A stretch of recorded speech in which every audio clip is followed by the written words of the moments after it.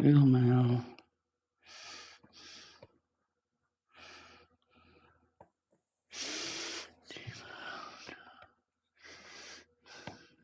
Come on. Come on. Done. Done. Done.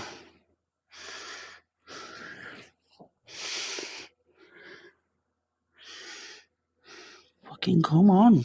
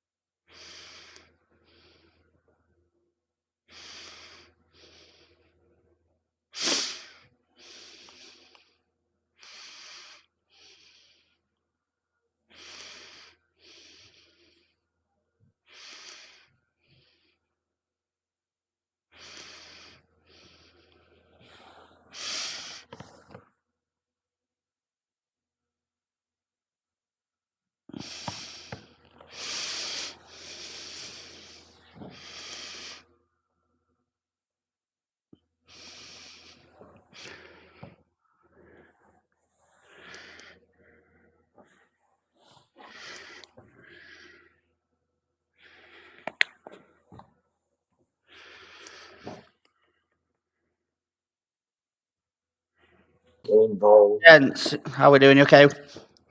How you doing? Is it working? We're on. We're recording. Everything's going fine. Recording. Thing, yeah. It sounds all right, innit? Someone might come up and bring us pints in 2 seconds. That's but absolutely fine, guys. That sounds weirdly sounds better, but yeah. So we're Nice. recording. This is fine, like I said, nice and quick. But I have got a little timer going as well, so we will get straight into it. If you guys are ready. Yeah. Sound. Sound okay. Got my nose. And on this week's Indie Rock Show, I am joined by two of the 5-piece Welsh sensations. There we are, fellas. Pastels, how you guys? How are we doing today? You okay?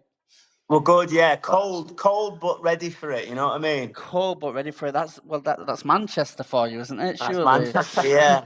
I got my long johns on under my jeans.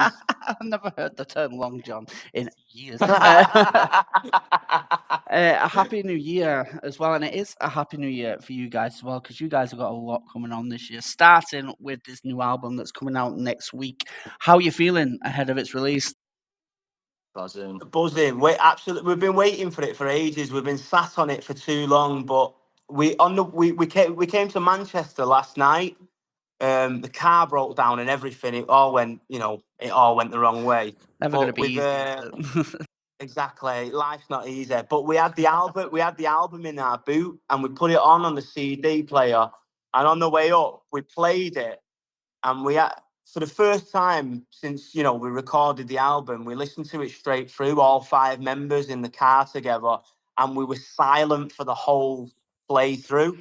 And then as soon as it started again, I heard James go, "That's bloody." That makes me. That makes me. I thought he was sleeping, but he was listening to the speaker, and he went, "That makes me proud." That, and I went, "Do you want the radio on now?" And he went, "Nah. Let's listen to it again." So we had it on for about 2 hours, just listening to our own music. How vain, yeah.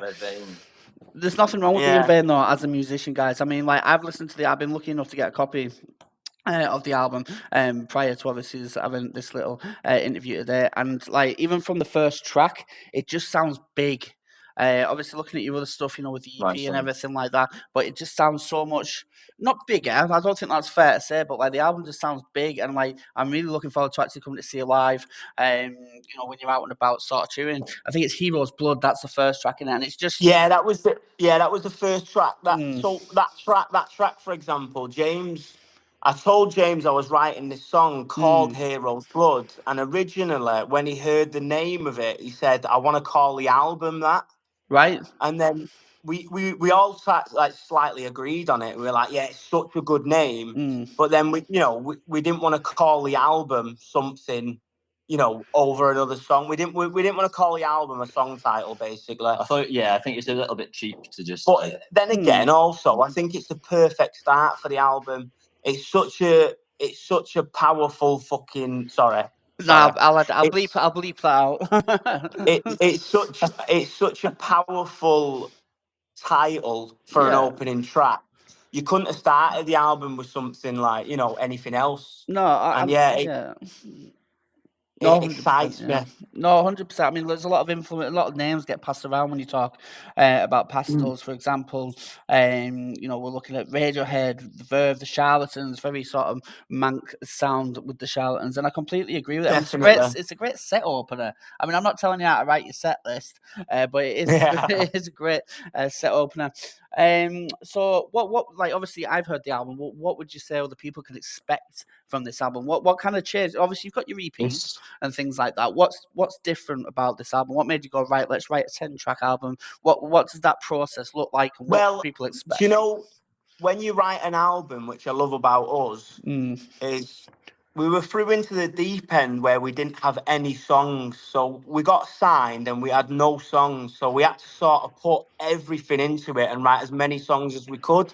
So these say, I think it's 10 tracks. Is it 10 tracks It on the is album? 10 tracks, yeah. So these 10 tracks that people are hearing aren't just, you know, 10 songs that we've written then and there.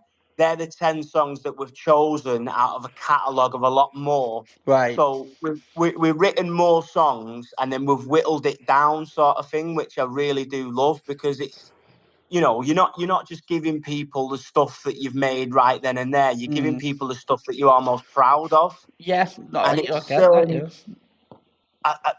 when it comes to what people should expect, I'll say this: I think if they like it, they like it, and if they don't, they don't. It doesn't change my life at all if you like it or not. Do you know what I You know, mean? that's the perfect outlook to have on it as well. It really is. In a good way though, because at the same time they're well within their right to not like the songs, and then well within their right to like the songs. If you don't like it, I don't care. If you do like it, come to a gig. I'll give you a kiss and get you a pint. Do you know what I mean?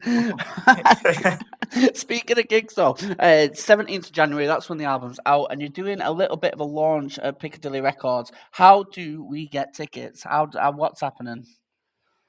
So I think you've got to buy either like a CD or a cassette or a vinyl if you really want to go for it. Did you just say cassette?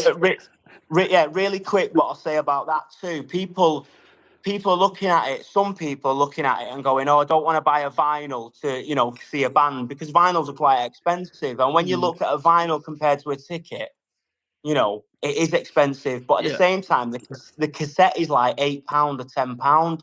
So it's a ticket you can listen to. You don't get that anywhere else, mate. Buy a cassette. You don't even have to listen to it. Just leave it on your table or something. Do you know what I mean? As a placemat where you can put your pints. Yeah, Do what you want with it. If you get one from the shop, yeah, you can come in. But I do think Piccadilly's sold out now. I'm not sure. I think Piccadilly's sold out, but we're doing gigs. Where are we doing gigs, Joe? I've got your gigs literally here in front of us. Like, I can see you going on tour in February. You go in Newcastle, you got Liverpool, you got Leeds, the legendary King Tux in Glasgow. I mean, that's a bucket list. Outrageous venue, outrageous. You know? That's my favourite venue, that, mate. If you ever go to Glasgow, like every time we play Glasgow, it could be a Monday and it could be a funeral, but they're all up for a party. They're mental Glaswegians. Excellent. Where are you looking forward to playing most, apart from Manchester, obviously? Absolutely, literally. After listening to the album, everywhere. These have been some of the biggest venues you've played, will you not? Have you played sort of these size venues before? Or? We've played massive venues before. We just got off tour with the Twang. I don't know if you know the Twang, the band from Birmingham, and we just recently got off tour with them, and we played massive venues like O2s and stuff like that. That's mega. But obviously that's supporting. But these will be the biggest venues that we've done as Pastel as a headline. Yeah, and I think it really will be special, because this is honestly one of the first times after listening to the album I've been sort of absolutely enthralled by our own band and wanted to actually. I want to walk on stage and absolutely destroy it. Do you know what I mean? And I think That's so everyone else in the exciting. band has that mentality. Can I tell you what? As somebody watching the band as well, they're going to pick up on that energy, and it sounds like it's going to be some mental gigs. I'll tell you what is a funny thing. You're playing Manchester Academy on the 15th. Now, I don't like any sort of self-plugment or anything like that, but I'm actually playing I'm playing Academy 3 the same night. No way. Well, do you know what? Do you know what that means? We're going to have to meet up for a beer out. We're going to have to go out afterwards. I mean, it's funny how these things happen, but yeah. Jordan, I can see the wedding bells already. I was literally reading your gigs before. I was like, that's just a crazy coincidence. But yeah, let's do it. What's your band called then? It's just me, Jordan Gaffney. I used to be in a band, but I'm just doing solo stuff now. But yeah, playing Academy 3 that night. Plug yourself, man. Sell yourself. I've done a Robbie Williams. I've left the band and I'm going at it on my own. Exactly. You don't need the band, Jordan. That's what we're all thinking of doing. The thing is, I'm trying to leave these, but I just feel sorry for her. Well, that's it, doesn't it? You know, you can't feel sorry for her forever. I do good charity work, see, Jordan. I do good charity work. Gents, honestly, guys, we are going to wrap it up because our time's just got away. But I will see you at Manchester on the 15th. Once I finish my little set, I'll pop upstairs and see you. But yeah, best of luck with the album launch. And yes, cheers for joining us. All right, guys. Nice one. Pleasure. Cheers, Jordan. See ya.